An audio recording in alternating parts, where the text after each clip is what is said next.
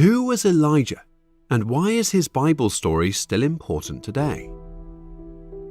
Elijah's name translates as "The Lord is my God." His life's message mirrored his name. It does so even now. Not only is there proof of this man scattered throughout the Old Testament, but there is also reference of him peppered throughout the New Testament. So, who exactly was Elijah? What did he achieve? What was he like as a person? How did his faith intersect with his daily life? And how does he influence us? Let us look at 12 of Elijah's traits and see how this man of faith inspires us today. Number 1. The prophet suffered with depression. He sat down under a solitary broom tree and prayed that he might die. "I have had enough, Lord," he said. "Take my life, for I am no better than my ancestors who have already died." 1 Kings 19:4. Depression is frequently triggered by life events and can really drag you down.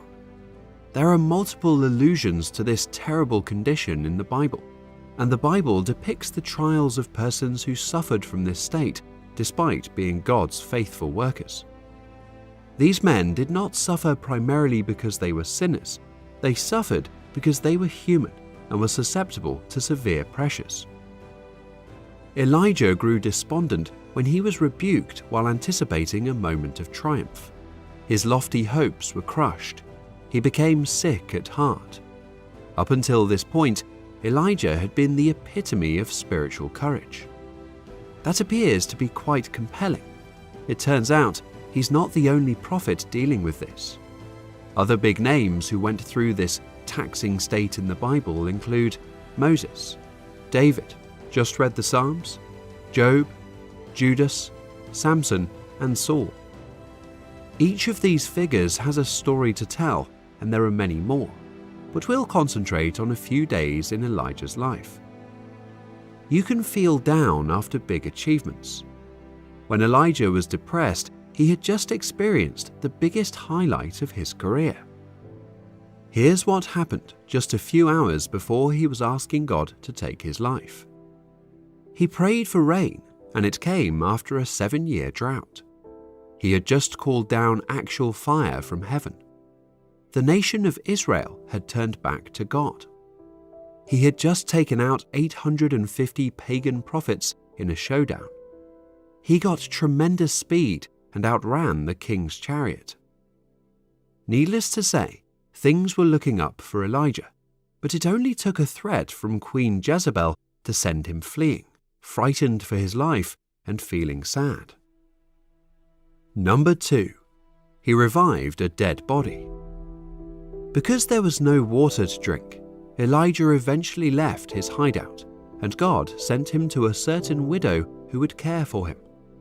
The woman was impoverished and didn't have enough for herself or her kid, yet she gave Elijah everything she had.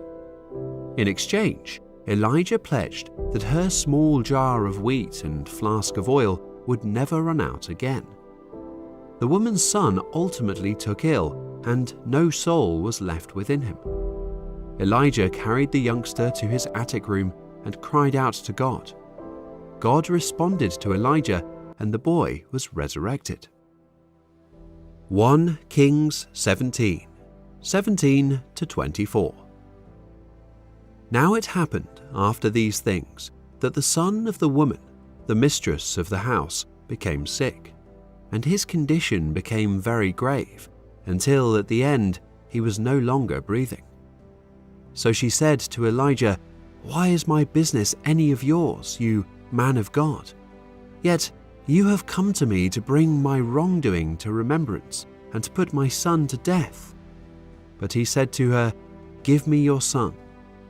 Then he took him from her arms and carried him up to the upstairs room where he was living, and laid him on his own bed.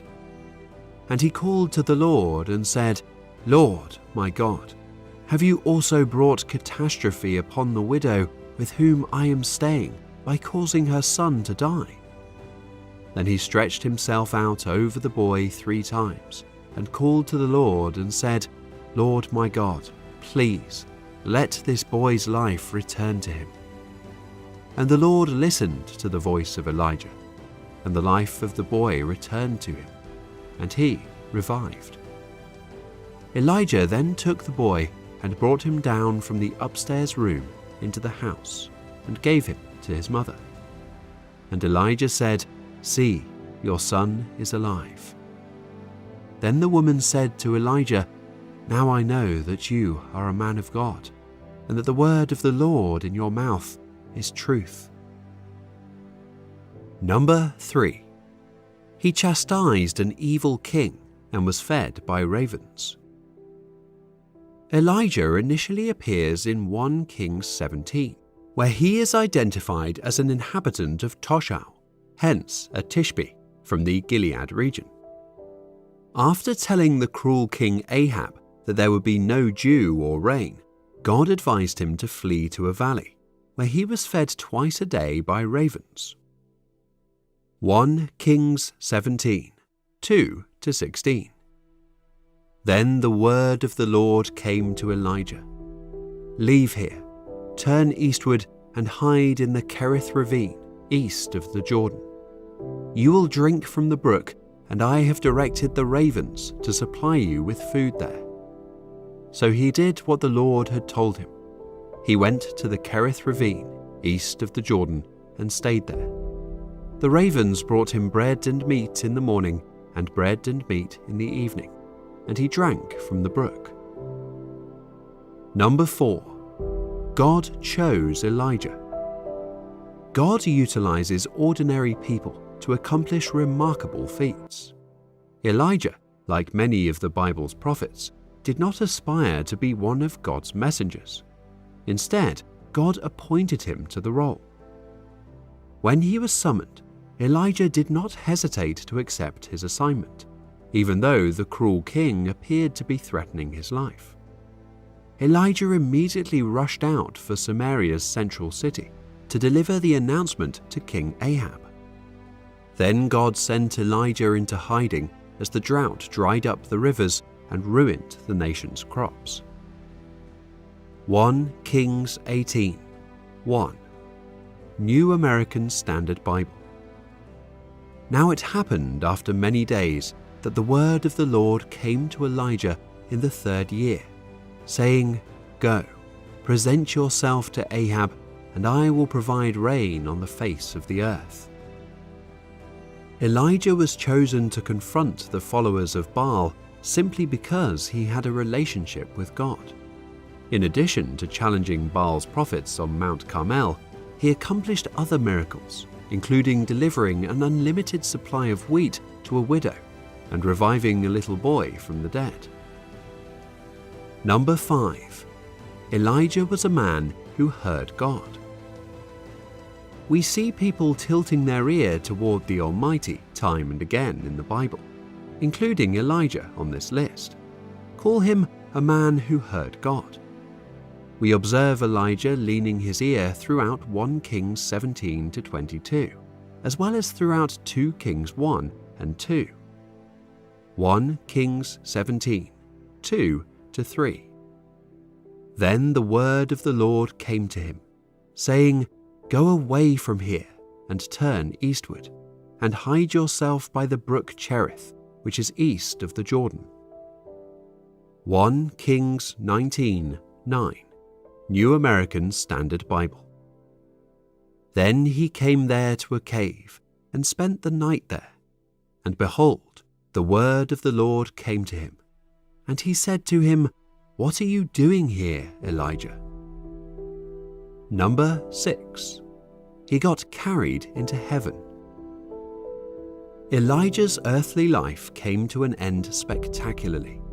Elijah crossed the Jordan River with his student and successor Elisha, which he split by striking it with his cloak. A blazing chariot carried by fiery horses drove up between them as the two strolled and talked, and Elijah was swept up to heaven. 2 Kings 2, 1-12, New American Standard Bible. Now it came about, when the Lord was about to bring Elijah up by a whirlwind to heaven that Elijah left Gilgal with Elisha. And Elijah said to Elisha, "Stay here, please, for the Lord has sent me as far as Bethel."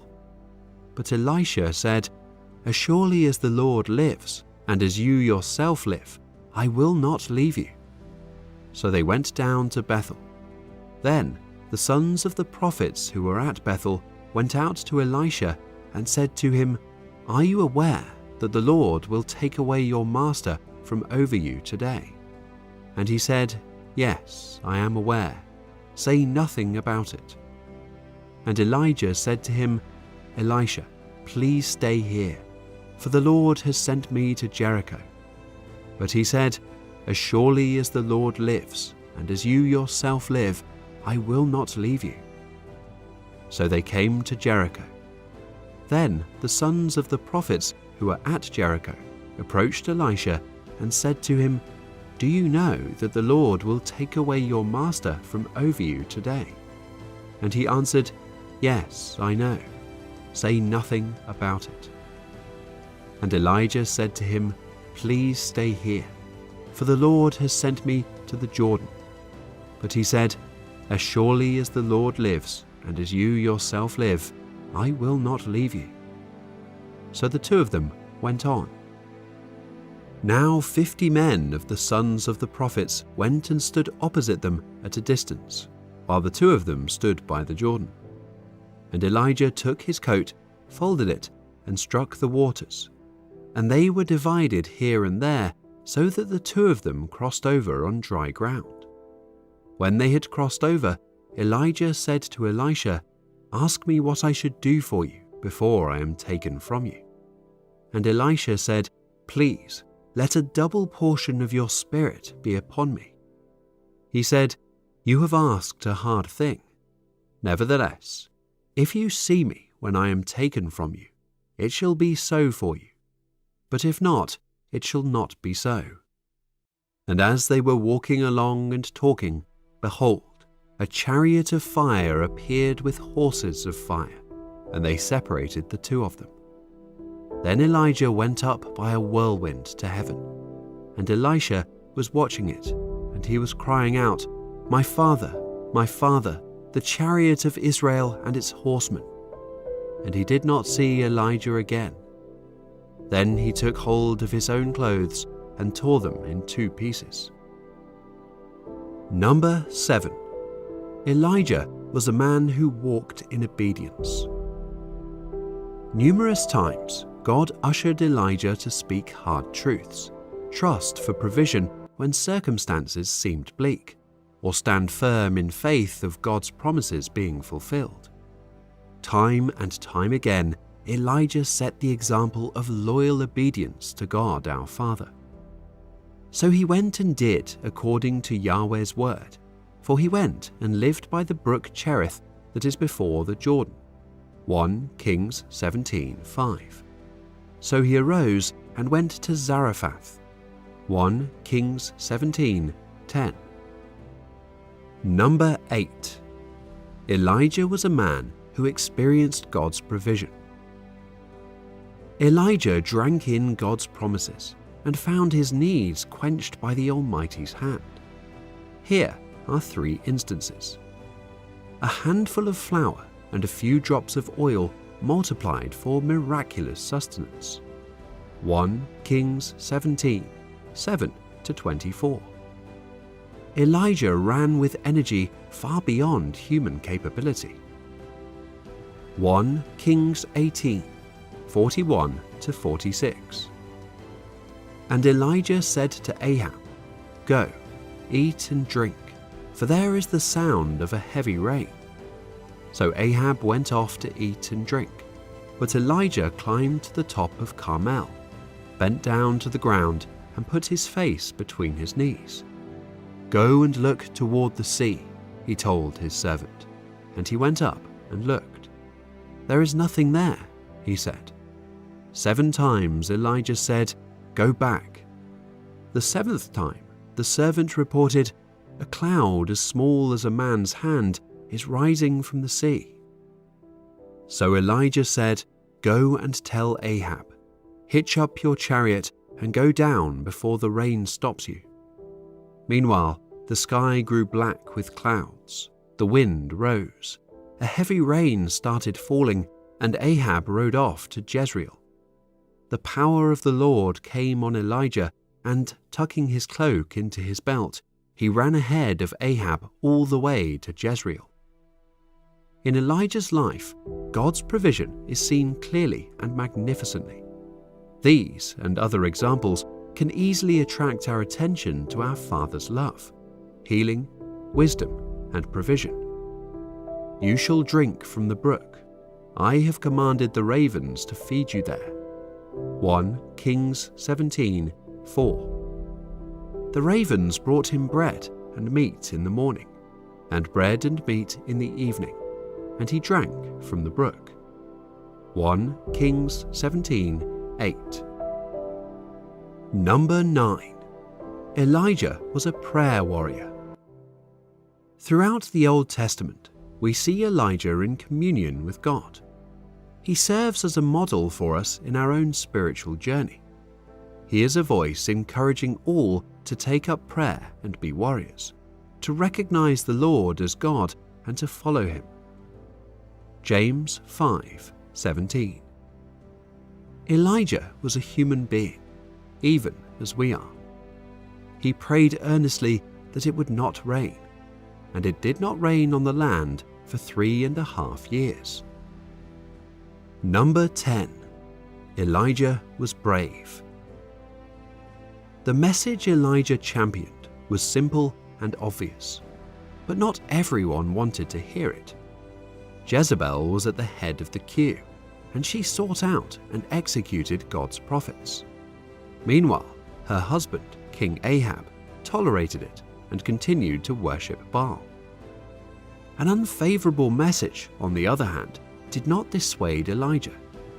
He fought bravely for God Almighty and the messages sent from above, even whether those messages contained difficulties, correction, or unpleasant news for the recipient.